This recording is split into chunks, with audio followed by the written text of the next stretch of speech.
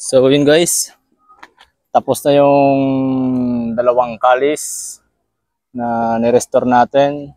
So hindi na ako magpapakita ng picture na before and after guys. So focus na lang tayo dito sa after nito. So present natin to. Let's go.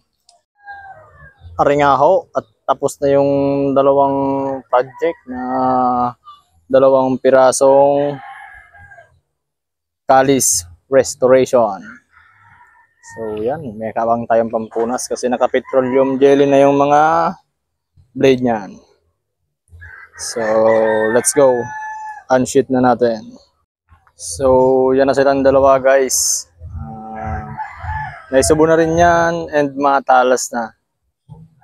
Dito lang ano sa handle nagkaiba. Kasi ito may ginayahan kami nito and ito may ginayahan rin pero iniba ko. Walang ukit yung ginayahan namin pero nilagyan ko ng ukit. Kabilaan yung ukit niyan.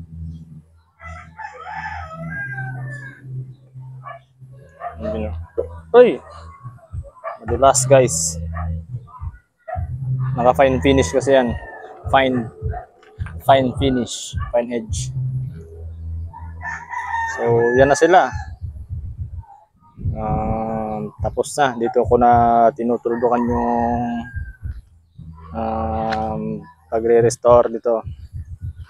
And di ba alam niyo naman yung mga pangyayari dito. So ito nakahinang na tong dalawang yan. Yung mga brass na nakahinang na yan. And di ko alam kung bakit parang di ako kontento guys. So siguro gagawa kami ng sariling version na kalis soon. Limited edition din. Kagaya ng Garab. Mga 4 na piraso lang siguro. So may tira pa kasi kaming bakong guys. Yung bakog. Sobrang solid ng bakog guys. Napaka native niyang tingnan.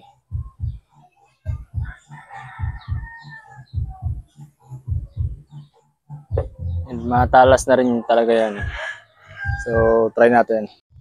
So try lang natin muna guys yung ano niya, yung pagka razor sharp niya kung talagang tunay.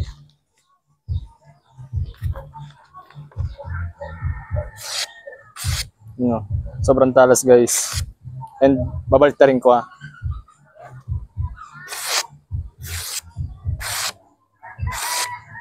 So yun, matalas to guys, talagang and yung balance niya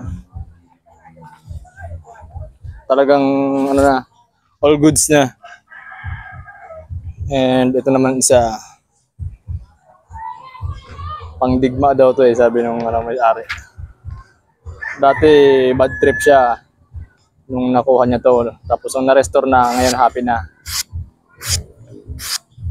So yun guys, napakatulis, napakatalas talaga. Ulit ko ulit. Try natin guys taga. And yung isa naman, try natin taga. Iba kasi yung damage ng hiwa sa taga. Mas ramdam ko yung talas nito guys.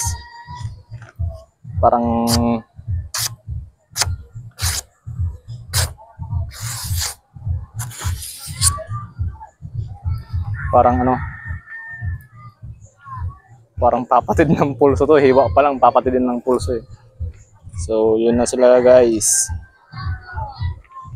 Yung damit, ito rin yung ginamit ko pag unbox. Ito rin yung gamit natin sa presentation na to. So yan.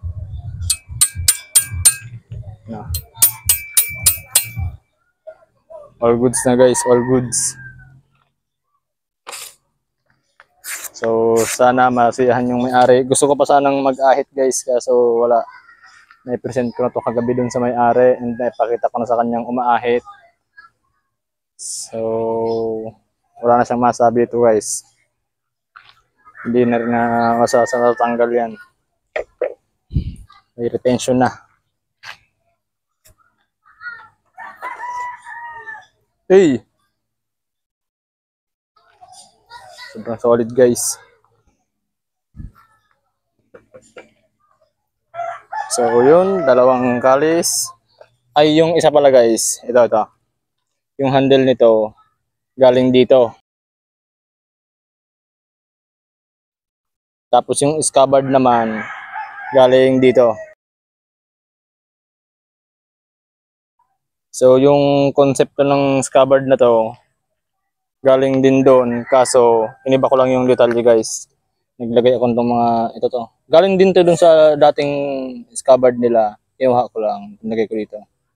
Mahigpit yan. Lalo yung bakog. Walang usugan yan guys. Talagang inilapat yan ng mahusay. Yung mga brass, yung pagkakalak nyo, hanggang solid din. Ito, all goods yan, hindi yan stock. Buo yan na sungay and talagang yan. Ito rin. Ang trip kasi ng may-ari guys, di ba mapansin niyo yung yung grip nito, anong maalala nyo? Di ba pang inunglo? Doon talaga galing to guys, yung gusto ng may-ari, pang inunglo na grip. And yung pommel, kagaya nung sa ginayahan namin. So naisip ko nga, lagyan pa ng ukit dito kaso baka hindi trip ng may-ari. And tagos din yan guys. Hindi namin ginaya dito. Hindi namin ginaya dito kasi para lubog din siya.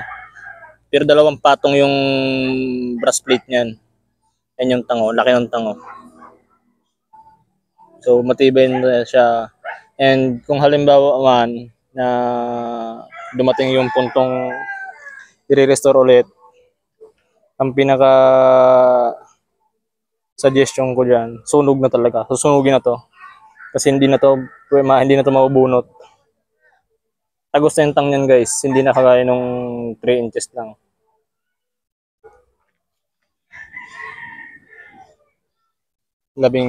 Mahigit 6 inches na yung tang niya. To 6 inches sakto. So, yan. Salamat nga pala sa mga sumubaybay sa restoration na to, sa project na to. And wala akong masabi kundi peace out.